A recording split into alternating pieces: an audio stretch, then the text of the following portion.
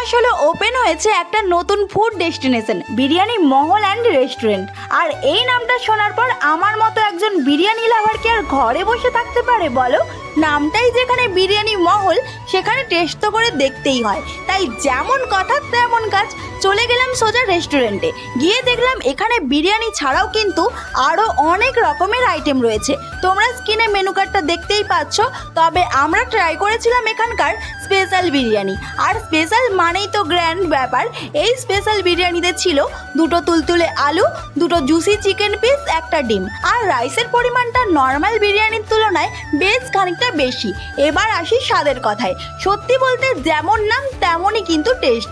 বিরিয়ানিতে কোনো অতিরিক্ত উগ্র আতরের গন্ধ ছিল না, যা আমার জাস্ট অসাধারণ লেগেছে। একদম পারফেক্ট ব্যালেন্সড একটা স্বাদ। সেদিন শরীরটা একটু খারাপ থাকার কারণে ভিডিওতে হয়তো আমার রিয়াকশন বা এনার্জি একটু কম মনে হতে পারে, কিন্তু বিশ্বাস করো খাবারের টেস্টে কিন্তু কোনো কমতি ছিল না।